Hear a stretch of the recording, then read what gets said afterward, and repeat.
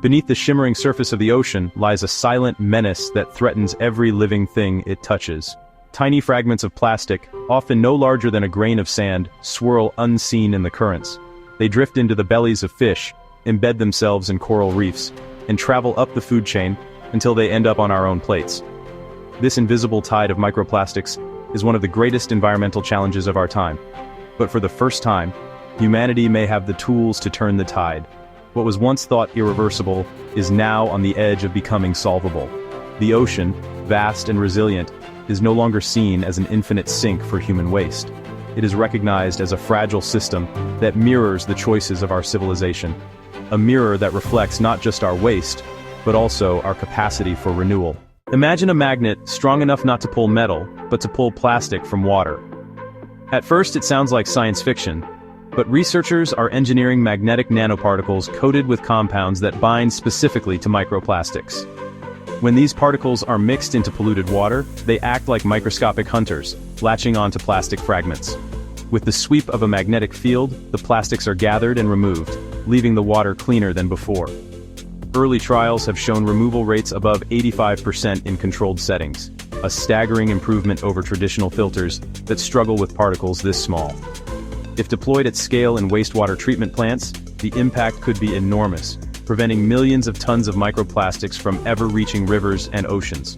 Picture every major city funneling its wastewater through magnetic cleanup before it returns to rivers and seas. Suddenly, the ocean's plastic inflow could plummet by measurable percentages each year. The ripple effect would be profound. Fewer microplastics in rivers means cleaner irrigation for crops, healthier fisheries, and a measurable reduction in plastic consumption by humans and animals alike. A single innovation could alter not only ecosystems but public health outcomes for generations. Think about that for a moment. The plastics you cannot see in your drinking water, the fish you eat, and even the air you breathe could be reduced because of technologies like this. That is why now is the moment to stay informed and inspired. Subscribe, like, and turn on notifications so you never miss the breakthroughs that are already changing how we protect our planet's blue heart. The promise doesn't stop there. In 2016, scientists discovered a humble bacterium living outside a plastic recycling facility in Japan. Its unique enzyme, later named phtase, could break down polyethylene terephthalate, the same plastic used in most water bottles, into harmless byproducts. Since then, bioengineers have been racing to improve and redesign this enzyme, making it faster, stronger, and more adaptable. Today, some variants of phtase can degrade plastics 6 times more efficiently than the original, and new breakthroughs hint at combining it with other enzymes to tackle even tougher plastics. Imagine engineered enzymes breaking down a discarded bottle in days instead of centuries. Picture a fleet of engineered microbes, each programmed to consume specific plastics, turning toxic waste into water and carbon dioxide.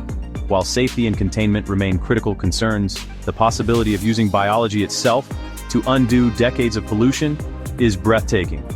It could one day reshape how industries handle plastic waste before it ever enters the environment. The race is now not only to build better enzymes, but also to create bioreactors where this transformation can happen safely at industrial scale. Scientists envision facilities operating like living machines, where streams of discarded plastic are fed into controlled chambers and emerge as harmless compounds ready to be repurposed. Imagine factories that once contributed to plastic waste, transformed into living laboratories that dismantle it. Preventing microplastics from reaching the ocean is just as important as removing them. Enter the floating filtration drones, autonomous machines patrolling rivers like vigilant guardians. These solar-powered platforms skim the surface, collecting plastic waste before it drifts downstream. Some are already being piloted in rivers that funnel vast amounts of plastic into the seas, like the Ganges in India or the Mekong in Southeast Asia. One estimate suggests that just 1,000 rivers contribute nearly 80% of all plastic pollution in the ocean. If drones could intercept even half of that flow, it would be equivalent to removing hundreds of thousands of tons of waste every year. Now imagine fleets of these drones working in tandem across continents, each small unit scaling into a global force against plastic waste. As artificial intelligence improves, these drones could learn to differentiate between organic material and synthetic waste, maximizing efficiency while minimizing ecological disruption. They could even adapt to regional conditions, deploying specific nets or filtration techniques depending on local pollution levels.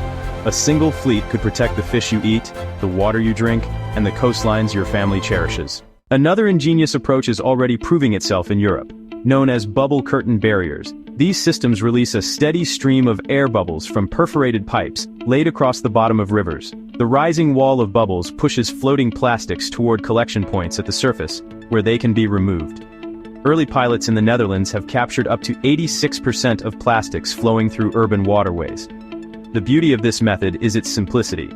It requires no moving parts above the surface, poses minimal risk to boats and wildlife, and can run continuously with very little energy.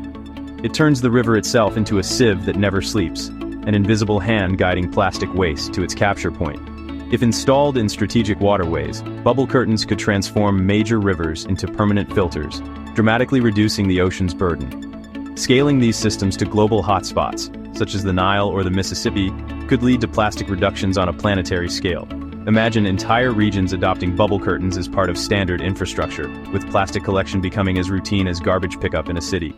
These solutions are bold, but every breakthrough carries hurdles. Magnetic nanoparticles must be proven safe before they are released into natural systems. Engineered microbes raise questions of control and ethics. What if they escape their intended environments? Could their plastic-eating powers have unintended side effects? Drones and bubble barriers require funding, international cooperation, and ongoing maintenance to scale effectively. The battle against microplastics is not just scientific, it is political, cultural, and global, demanding alignment between governments, industries, and communities. Solutions are only as strong as the willpower and resources committed to them. They also depend on public trust, on citizens believing that these solutions are not just band-aids, but stepping stones towards systemic change. To succeed, these projects will need visionary leadership, international treaties, and local engagement that ties global goals to community pride. The stakes could not be higher. Microplastics are now found in Arctic ice cores, in clouds high above mountains, and in the placentas of unborn children. They may carry toxic chemicals, disrupt hormones, and alter ecosystems in ways we are only beginning to understand. Left unchecked, the volume of plastic in the ocean could outweigh all fish by 2050. With these emerging technologies, the trajectory can change. A future once defined by despair can now be reshaped into one of cautious optimism. Science is showing us that interventions do matter, and when amplified across scales, they can buy time for deeper reforms in production, packaging, and consumption habits. This is not just about the health of the ocean, it is about the safety of the food you eat and the water you drink. This is not just about technology, it is about reimagining our relationship with the ocean itself.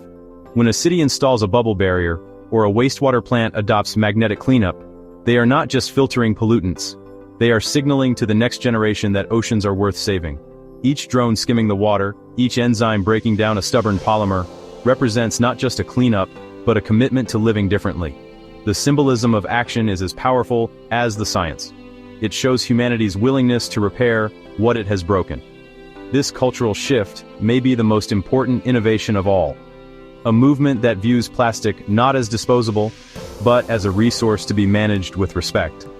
Cultures around the world may once again see water as sacred, and innovations as expressions of stewardship, rather than exploitation. The question that drives us forward is how far we can take it. Could a network of floating drones one day serve as the ocean's immune system, tirelessly filtering out pollution? Could future cities be designed with built-in microbial digesters at every drain, neutralizing plastics before they even leave the household? Could magnetic nano-cleaners be deployed in massive ocean gyres, shrinking the Great Pacific Garbage Patch year by year? These visions may sound ambitious, but so did landing on the moon once.